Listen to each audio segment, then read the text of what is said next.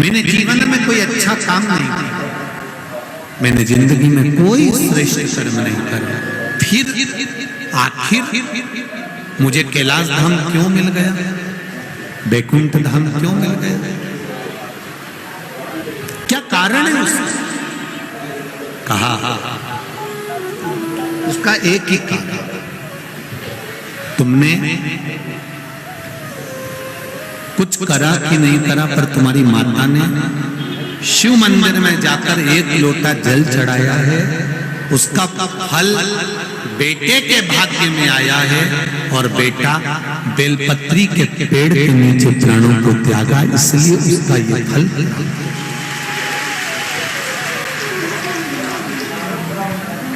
एक बेलपत्र जो ये पत्ता होता है,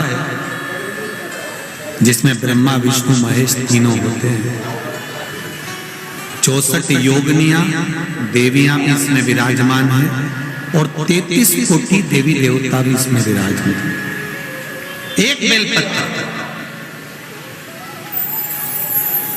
कभी मौका लगे आपके जीवन में, अभी जब दुख तकलीफ कष्ट बहुत मात्रा में लगे, तब प्रयास करिए कि एक बेलपत्र का पत्ता अपने हृदय का भाव लेकर जब शिव मंदिर में जाओ, शंकर भगवान को जब भी समर्पित करो, तो पहले अगर कोई बहुत विषम स्थिति में फंसे हुए हो, बहुत कष्टमय परिस्थितियों में फंसे हुए हो, और निकलने के लिए एक बेलपत्री का पत्ता अशोक सुंदरी वाली जगह पर चढ़ाकर, जल चढ़ाकर उसी को शिव जी पर चढ़ाया जाता है, और शंकर भगवान पर वो जल समर्पित करा। जो कलश में जल है वो शिव। किस किस जगह पर चढ़ाना है?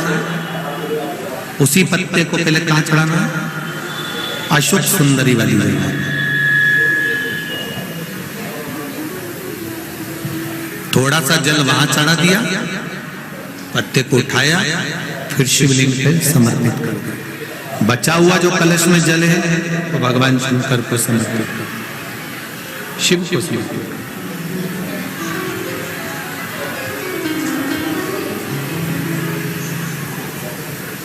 अभी रखो, कथा के विराम पर लेते हैं। 2 जगह पर जल चढ़ाना, अगर कहीं विषम परिस्थिति में लगता है, ऐसा लगता है कि ये विषम परिस्थिति है, ये उसको साधना है और इस दलदल से बाहर निकलना है, तो उसके लिए पहले अशोक सुंदरी वाली जगह जल, फिर शिवलिंग पर बेलपत्र, वही चढ़ा हुआ बेलपत्र, ज्यादा नहीं। और फिर एक निवेदन करेंगे, अगर आप अलग से कोई बेलपत्र नहीं ले जा सकते हो, आपके पास में बेलपत्र नहीं है, शिवलिंग पे से बेलपत्र उठा लीजिए। जो भगत होता है उसको चाहने वाला केवल शंकर ही होता है, वो शंकर को चाहता है, शंकर उसको चाहता है, इसलिए दूसरे को दुख दोगे चल जाएगा, पर शंकर के उपासक को, भगवान के भजन करने वाले को, भगत को कष्ट ना दीजिए, क्योंकि उसको चाहने वाला जरा बहुत ऊंचा है, उसका प्रेम बहुत ऊंचा चला, बहुत ऊंचा। लगन तुमसे लगा बैठे जो होगा देखा जाएगा, तुम्हें अपना बना बैठे जो होगा देखा जाएगा। अब बस वो दिल जुड़ा हुआ है, वो लगन जुड़ी हुई है।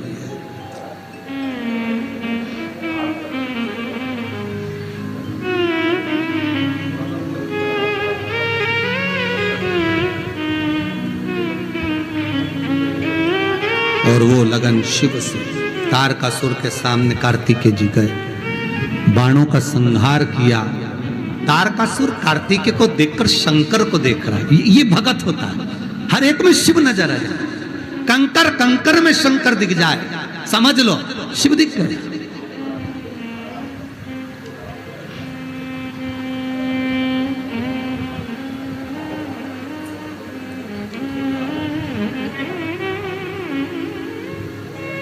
कई लोग कहते हैं हमें तो शंकर जी नजर आते हैं, हमने कहा आते हैं ना, बस कंकर में भी शंकर दिख रहा है। शिव महापुराण का एक एक शब्द शंकर का एक एक संबोधन, शिव का एक एक स्वरूप शिव ही है।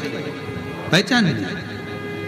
जो भगत होता है उसको चाहने वाला केवल शंकर ही होता है। वो शंकर को चाहता है, शंकर उसको चाहता है। इसलिए दूसरे को दुख दोगे चल जाएगा, पर शंकर के उपासक को, भगवान के भजन करने वाले को, भगत को कष्ट ना दीजिए, क्योंकि उसको चाहने वाला जरा बहुत ऊंचा है, उसका प्रेम बहुत ऊंचा चला, बहुत ऊंचा। लगन तुमसे लगा बैठे जो होगा देखा जाएगा, तुम्हें अपना बना बैठे जो होगा देखा जाएगा। अब बस वो दिल जुड़ा हुआ है, वो लगन जुड़ी हुई है।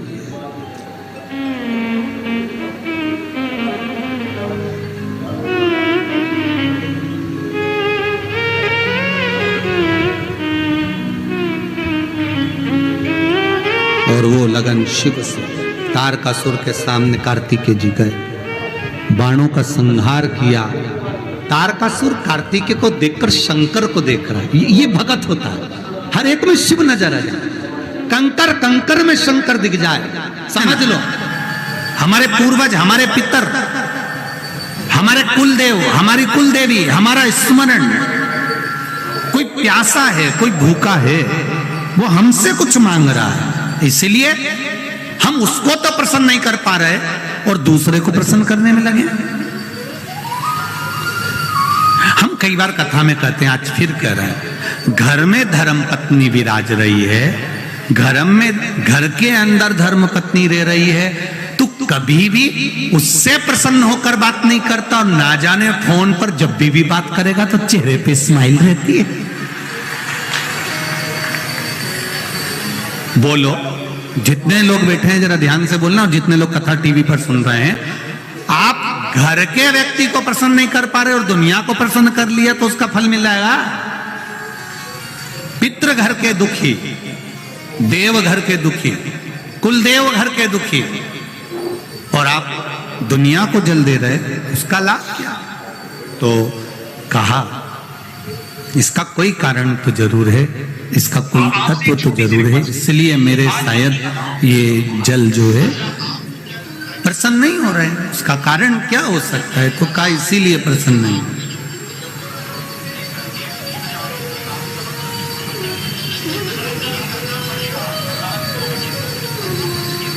ये धर्म पत्नियां जो होती हैं ना, ये बहुत ध्यान रखती हैं अपने पति के चेहरे का।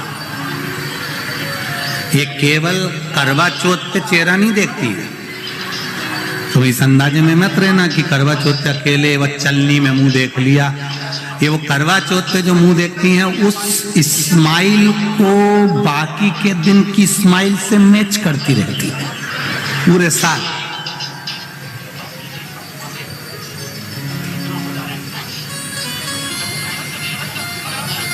ये देखती रहती है।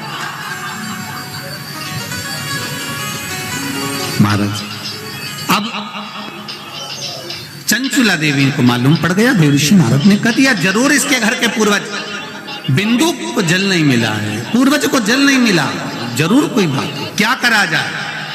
देवर्षि नारद ने कहा, अब यह बात तो तुमरुका जी बता सकते हैं कि शंकर भगवान पितरों को कैसे संतुष्ट कर सकते, पूर्वजों को कैसे संतुष्ट कर सकते, वह हाथ से पानी गिरना कैसे बंद हो सकता है, जल का पात्र ले जाते समय गिरना कैसे बंद हो सकता है, वो कैसे बंद हो सकता है, ये तुमरुका जी कर सकते।